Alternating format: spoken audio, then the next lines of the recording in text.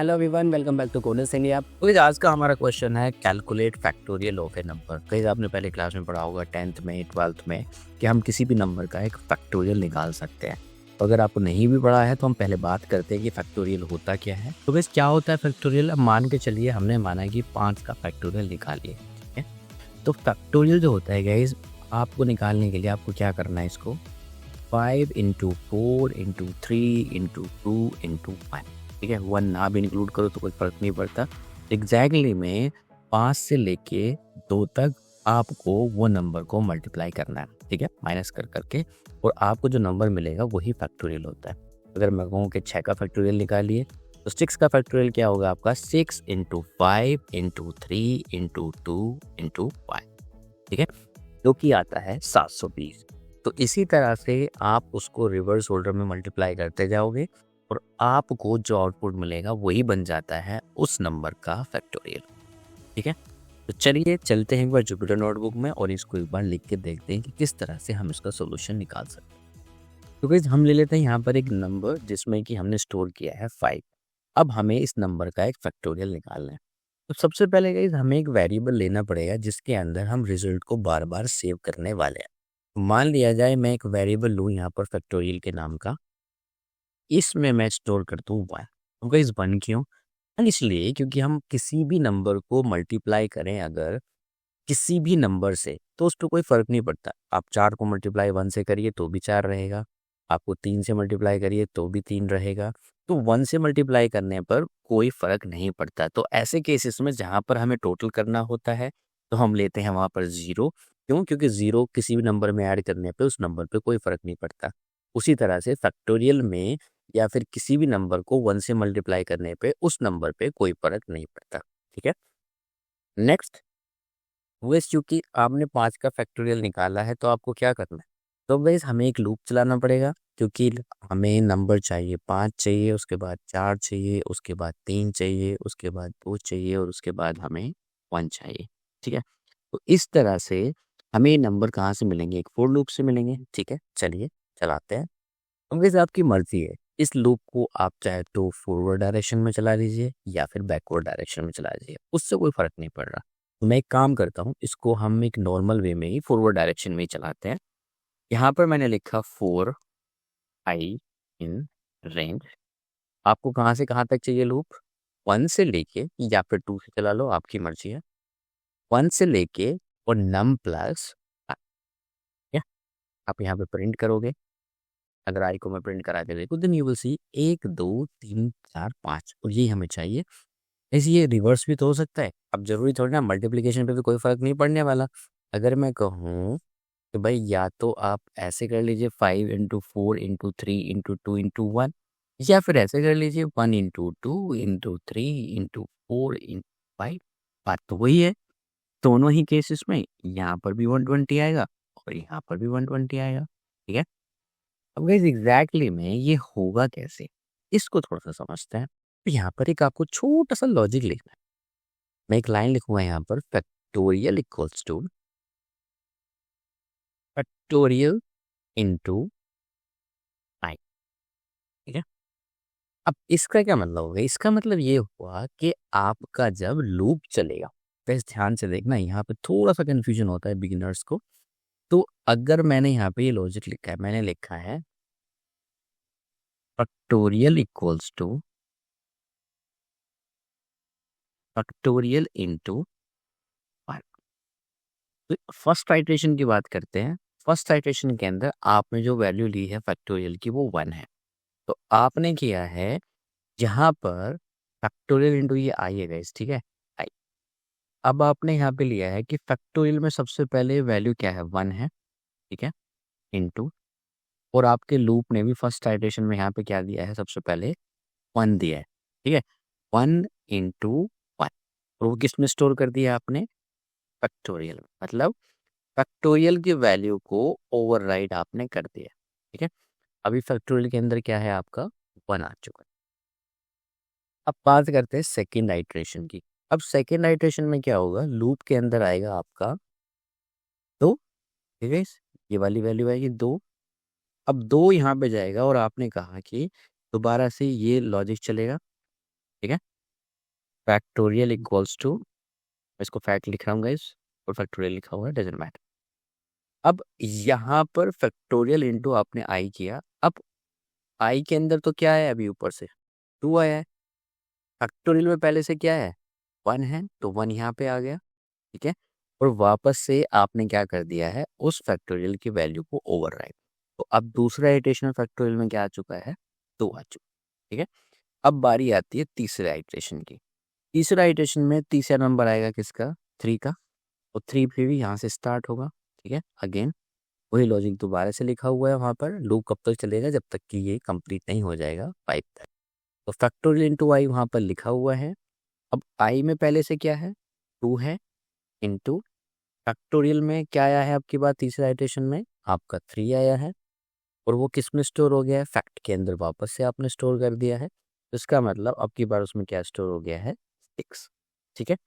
अब बात आती है इस फोर्थ आइट्रेशन की। फोर्थ आइट्रेशन के अंदर अगेन वही लॉजिक लिखा हुआ है, फैक्ट इंटू आई, ठीक है। और फैक्टोरियल के अंदर पहले से क्या है आपका स्टोर, ये आपका 6, ठीक है। और क्योंकि ये फोर्थ आइट्रेशन है तो आपके अंदर इसके अंदर वाली क्या आ जाएगी आपकी 4 का, और यहाँ पे मल्टीप्लाई होगा दोनों का, और फैक्ट के अंदर क्या हो जाएगा, ये स्टोर हो जाएगा, और वैल्यू क्या हो जाएगी 24, ठीक है। और ये सबसे बाद में आपका लास्ट आइट्रेशन है जो कि आपका 5th आइट्रेशन है। अगेन वही लॉजिक यहाँ पे वापस से लिखा हुआ है, क्योंकि लूप अभी फिनिश नहीं हुआ है, लूप फिनिश होगा जाके आपके 5th नंबर पे। तो आई के अंदर क्या है आपके पास 5, फैक्टोरियल के अंदर पहले से क्या है 24, और 24 में जब इसको फैक्टोरियल के अंदर आप सेव करोगे तो यहाँ पर क्या हो जाएगा आपका 120, ठीक है। और यही आपका फैक्टोरियल है, क्यों, क्योंकि लूप जो है 5th आइट्रेशन में ये अभी आपका फिनिश हो जाएगा और यहाँ पे बंद हो जाएगा। जब लूप ही बंद हो जाएगा इसका मतलब आगे नहीं जाएगा, जो लास्ट वैल्यू स्टोर होगी वो फैक्टोरियल में वो कितनी रहेगी 120। तो गाइस यही तरीका है फैक्टोरियल निकालने का। तो एक बार मैं इसको रन करके दिखाता हूँ आपको। तो एक बार इसको अगर हम हटा दें, हम केवल फैक्टोरियल प्रिंट करना चाहेंगे, तो मैं यहाँ पर लिख देता हूँ प्रिंट, और हर बार प्रिंट कर देता हूँ एक बार आपके लिए, ठीक है। यहाँ पे मैं फैक्टोरियल हूँ और मैं इसको रन करूँ, देन यू विल सी 1 2 6 24 और 120। अगर हम इसको लूप से बाहर निकाल दें तो क्या होगा, आपको केवल लास्ट वाली वैल्यू दिखाई देगी जो इसकी 120 इसके अंदर स्टोर है, ठीक है। तो इस तरह से निकल जाता है किसी भी नंबर का फैक्टोरियल। आप कहीं 6 का फैक्टोरियल निकालिए, देन यू विल सी 520 हो जाएगा। आप कहीं 7 का फैक्टोरियल निकालिए, देन यू विल सी आपको 5040 आपको मिल जाएगा। अब बात आती है गाइस अपने वही फंक्शन में लिखने की, तो सेम जो हम पहले से करते आ रहे हैं उसी को हम लिखेंगे। सबसे पहले बात कर लेते हैं पॉसिबल एज केसेस की, कि क्या क्या पॉसिबल एज केसेस इसके अंदर हो सकते हैं। Let's talk about the possible edge cases. सबसे पहली बात गाइस, जो भी आपके फैक्टोरियल निकाले जाते हैं वो नॉन इंटीजर वैल्यूज पे नहीं निकल सकते। लाइक आपके फ्लोट नहीं निकल सकते, स्ट्रिंग पे नहीं निकलते, लिस्ट नहीं निकलते, नन पे नहीं निकलते, कॉम्प्लेक्स नंबर्स के नहीं निकलते। तो वो एक कंप्लीट इंटीजर होना चाहिए। दूसरा, बूलियन वैल्यू के फैक्टोरियल्स नहीं निकल सकते, ना ट्रू पे ना फॉल्स पे। बट बूलियन जो है एक सब क्लास होती है एक इंटीजर क्लास की, अगर आप ट्रू उसमें पास करोगे तो आपको एग्जैक्टली 1 मिल जाता है, वो भी हम करके देखेंगे। बट ट्रू और फॉल्स के लिए भी हमें ये केस हैंडल करना है, ठीक है। नेगेटिव इंटीजर्स के आपके फैक्टोरियल नहीं होते, तो नेगेटिव इंटीजर्स का भी हमें ध्यान रखना है। और वैसे एक चीज़ यहाँ पे सबसे बड़ी जो प्रॉब्लम क्रिएट करती है वो है बहुत बड़े नंबर्स के फैक्टोरियल। हालांकि ये इतने बड़े नंबर्स के फैक्टोरियल आपको नहीं निकालने पड़ते, बट फिर भी छोटे से नंबर का बहुत बड़ा फैक्टोरियल हो जाता है, ठीक है। वो भी ट्राई करके देखेंगे मैं क्या कहना चाहता हूँ। स्पेशल कैरेक्टर्स हो सकते हैं, आप अगर कोई फंक्शन के अंदर पास करेगा तो उसमें एरर नहीं आना चाहिए। स्ट्रिंग नंबर्स हो सकते हैं, कोई 17 एज ए स्ट्रिंग पास कर दे तो उसका भी फैक्टोरियल नहीं निकाला जा सकता। तो हमें खुद से ही उसका टाइप कास्ट करना पड़ेगा इंटीजर के अंदर। तो ये पॉसिबल एज केसेस हैं जिसका हमें ध्यान रखना है। तो चलिए गाइस अपना फंक्शन लिखना स्टार्ट करते हैं, जैसे कि प्रोडक्शन लेवल का या फिर इंटरव्यू लेवल का हम थोड़ा सा क्वेश्चन लिखते हैं, आज भी वही करने वाले हैं। तो सबसे पहले हम बनाएंगे एक फंक्शन, और फंक्शन का नाम रखने वाले हैं हम फैक्टोरियल, ठीक है गाइस। फैक्टोरियल के अंदर जो हमारा एक आर्गुमेंट रहेगा वो रहेगा एक इंटीजर, ठीक है। और और ये फंक्शन हमें रिटर्न करने वाला है एक इंटीजर वैल्यू, ओके।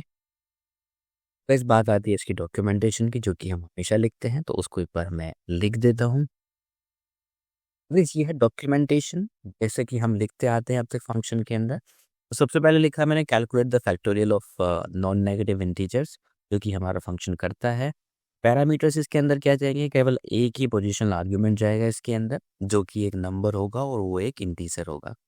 और रिटर्न्स में आपको क्या करेगा, एक इंटीजर ही रिटर्न करेगा, factorial of a given number. तो गाइस रेजेस जो भी हमने देखा था कि भाई जो भी एज केसेस हो सकते हैं कि उनमें किस किस तरह के एरर आ सकते हैं, तो अभी मेरे हिसाब से वैल्यू एरर, टाइप एरर मुझे समझ में आ रहे हैं, तो मैंने लिख लिए हैं। आप जब इस फंक्शन को लिखना शुरू करोगे तो हो सकता है कि ये आपके ऊपर नीचे हो सकता है। ऊपर नीचे से क्या मतलब है, मेरा ये मतलब है कि हम यहाँ पे भी फिक्स नहीं कर सकते। डॉक्यूमेंटेशन सबसे बाद में लिखते हैं कि भाई हमने क्या-क्या किया, क्या-क्या वैल्यू रेज़ कराई है।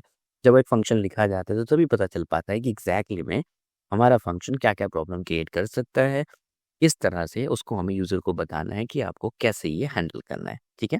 तो हम कर रहे हैं value error raise if number is negative, type error if number is not integer, ठीक है गाइस? तो चलिए पहला केस लिखते हैं, जो कि एक बूलियन वैल्यू अगर आता है, ठीक है गाइस? अगर बूलियन वैल्यू आता है तो हम बोलेंगे कि बूलियन वैल्यू हम एक्सेप्ट ही नहीं कर रहे, तो हम यहाँ पे हम लिख सकते हैं इफ इस इंस्टेंस वो आपका नंबर है, ठीक है? नंबर के अंदर वैल्यू स्टोर करिए कि अगर वो बूलियन आती है, हम गाइस एक टाइप एरर रेज़ कर देंगे। टाइप एरर में हम लिखेंगे कि भाई इसमें बूलियन वैल्यू एक्सेप्टेड नहीं है, ठीक है? आप यहाँ पे लिखो boolean values are not allowed, whatever you want to write, ठीक है? दूसरा क्या हो सकता है गाइस, अभी हमने बात की थी कि नेगेटिव नंबर्स के जो होते हैं वो, या फिर पहले इंटीजर केस को हैंडल कर लेते हैं कि अगर हमें यहाँ पहले चेक करना है टाइप, यहाँ पे मैं लिख भी देता हूँ चेक टाइप ऑफ नंबर, ठीक है? तो यहाँ पे क्या चेक करना है आपको, इफ, तो गाइस यहाँ पे लिख सकते हैं नॉट इज इंस्टेंस, ठीक है? इज इंस्टेंस अगर आपका नंबर एक इंटीजर नहीं है, ठीक है? तो आप यहाँ पर क्या करोगे, रेज़ करोगे, क्या रेज़ करोगे? टाइप पर रेज़ कर देते हैं, क्योंकि वैसे टाइप ज़रूरी है उसका इंटीजर होना। यहाँ पे आप कह सकते हो input must B N integer, या जो भी आप वे में लिखना चाहो अपने वे में लिख सकते हो। Input must B N integer. Next क्या करेंगे गाइस, नेगेटिव चेक करेंगे, तो मैं यहाँ पे लिख देता हूँ कि यहाँ पे हम नेगेटिव चेक कर रहे हैं कि नेगेटिव अलाउ नहीं है, नेगेटिव। अब नेगेटिव चेक के बाद यहाँ पे क्या लिखोगे गाइस, अगर नंबर, कंडीशन तो यही होगी इफ नंबर लेस देन निकलता है किससे, जीरो से, तो आप यहाँ पे क्या करोगे, यहाँ पे आप सिंपल लिखोगे, तो यहाँ पर आप रेज करोगे एक वैल्यू एरर, यहाँ पे मैं कहूँगा रेज वैल्यू एरर, ठीक है? तो यहाँ पे आप लिख सकते हो factorial is not defined for negative number, ठीक है? अगर आप कोई नेगेटिव नंबर दोगे तो उसको ये वैल्यू एरर दिखेगा, ठीक है? इसके बाद इस बात आती है अब लॉजिक की। लॉजिक जैसे कि मैंने ऊपर बताया यही लॉजिक रहेगा, तो मैं इसको एग्जैक्टली ऐसे ही उठाने वाला हूँ और यहाँ पे पटकने वाला हूँ, ठीक है? आप यहाँ पे उठा के लाए इसको, आपने यहाँ पे रखा, नाउ यहाँ पे आपने लिखा 4। अब क्योंकि आप गाइस एक फंक्शन कर रहे हैं तो हम वैल्यू को प्रिंट नहीं कराएंगे, मैं इस वैल्यू को क्या कर दूंगा, यहाँ पर रिटर्न कर दूंगा। आपको कुछ नहीं करना है, सिंपल यहाँ पर रिटर्न करोगे और यहाँ पे आप लिखो फैक्टोरियल, ठीक है? और आपको फैक्टोरियल जो है वो क्या हो जाएगा, रिटर्न हो जाएगा। तो गाइस एक चीज़ मैं यहाँ पे प्रॉब्लम कर रहा हूँ, प्रॉब्लम ये है कि मैं यहाँ पे फंक्शन का नाम भी फैक्टोरियल ले रहा हूँ और यहाँ पर भी फैक्टोरियल ही रिटर्न कर रहा हूँ। तो मैं यहाँ पे लिख सकता हूँ, इसका नाम चेंज कर देता हूँ मैं यहाँ पे फैक्टोरियल फाइंडर। तो हमारा फंक्शन बन के रेडी हो गया है। अब गाइस हमें बात आती है फंक्शन को टेस्ट करने की, तो यहाँ पे मैं लिख सकता हूँ हमारा मेन एग्जीक्यूशन ऐसे स्टार्ट होता है। तो सबसे पहले हम लगाएंगे यहाँ पर main if underscore name equals to underscore, ठीक है? ये क्यों लगाते हैं, क्योंकि अगर हमें फंक्शन को इंपोर्ट करना पड़ा तो मेन एग्जीक्यूशन उस फंक्शन के इंपोर्ट के साथ नहीं जाना चाहिए। तो कैसे अब लगाएंगे हम यहाँ पे अपना ट्राई ब्लॉक के अंदर सबसे पहले हम यूज़र से लेना चाहेंगे कि इनपुट, यहाँ पे हमने कहा नंबर दीजिए भाई, यूज़र एक इनपुट प्रोवाइड करेगा और यहाँ पे आप कहोगे enter your number to find factorial. यहाँ पे देते हैं थोड़ा सा स्पेस. नाउ अब आपको क्या करना है, इस नंबर को इंटीजर में कन्वर्ट करना है. अब गाइस यहाँ पे होता क्या है कि अगर आप नंबर लेते हो किसी भी इनपुट फंक्शन के अंदर तो बाय डिफॉल्ट वो क्या आता है, आपका स्ट्रिंग वैल्यू आती है. तो आपको ये टाइप कास्ट करना पड़ेगा, आपको लिखना पड़ेगा कि भाई ये नंबर पहले नंबर में कन्वर्ट हो, मतलब एक इंटीजर में कन्वर्ट हो, क्योंकि स्ट्रिंग का फैक्टोरियल आप नहीं निकाल सकते. तो इसलिए आपको एरर थ्रो ना हो तो आपने यहाँ पे इसको कन्वर्ट कर लिया. अब यहाँ पे आप लिख सकते हो, सिंपल सी बात है. आप प्रिंट करना चाहोगे फैक्टोरियल जो आया है आपका, एक यहाँ पर लिख देते हो फैक्टोरियल और उस फंक्शन को यहाँ पे आप कॉल कर दोगे. फैक्टोरियल फाइंडर, और फैक्टोरियल फाइंडर के अंदर वो नंबर जो आप देना चाहते हो, तो ये नंबर वही है जो यूजर ने भी एंटर किया है. तो यहाँ पर ये फंक्शन के पास जाएगा, ये फंक्शन आप कॉल करोगे, कॉल करने के बाद ये वैल्यू इसके अंदर आएगी, यहाँ पे प्रिंट होगी और फैक्टोरियल इस तरह से कुछ लिखा हुआ आपको दिखाई देगा. अवश्य क्योंकि ऊपर आपने एक्सेप्शन भी रेज किए हैं, एक एक्सेप्शन यहाँ पर भी रेज हो सकता है. ठीक है, तो यहाँ पे हम लिखेंगे एक्सेप्ट एक्सेप्शन, या फिर वो आपने वैल्यू एरर ऊपर लिया था वैल्यू एरर एज ई, और यहाँ पे आप लिख सकते हो प्रिंट ई.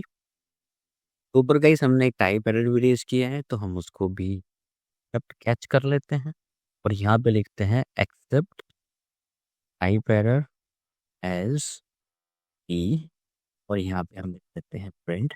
ये देखिए इस कस्टम तरीका हो सकता है इसको लिखने का, जैसे आप लिखना चाहो वैसे आप लिख सकते हो. यहाँ पे एरर लिखा और यहाँ पे आपने ई लिख दिया.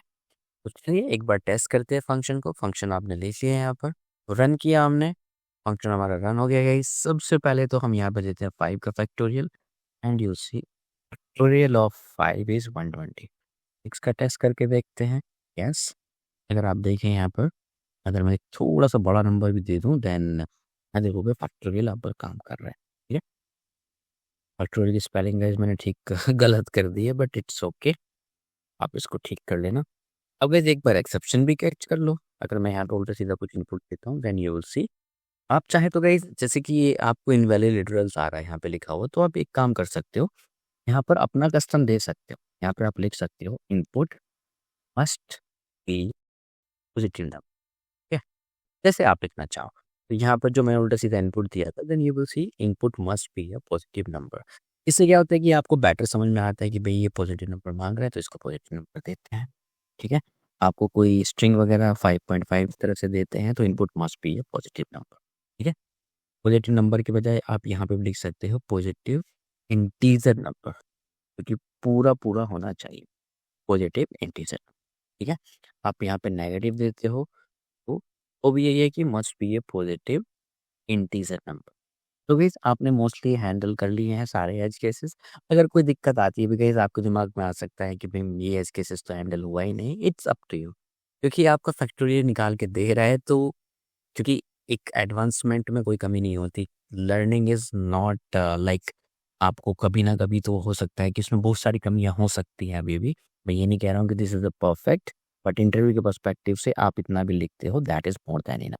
ओके, हालांकि लॉजिक तो यही है इतना सा, बट फिर भी गाइस मैंने बोला है कि इंटरव्यू में थोड़ा सा अपने फंक्शन को इस तरह से लिखिए जैसे कि आप प्रोडक्शन के अंदर कोड लिख रहे हो. तो हमेशा आप थोड़ा सा लीक से हट के काम करेंगे, हट के दिखाएंगे दैट आई नो. मैं ये भी नहीं कह रहा हूँ कि आप बिल्कुल एक्सेप्शन हैंडलिंग में अटक के रह जाइए लॉजिक लिखने की बजाय. तो पहले लॉजिक लिखिए, अगर आपको टाइम परमिट करता है तो उस केस में इन चीज़ों को थोड़ा सा ध्यान रखिए. तो इस तब तक के लिए keep learning, keep growing, keep smiling and happy coding. मिलते हैं नेक्स्ट वीडियो में, तब तक के लिए थैंक यू, बाय बाय.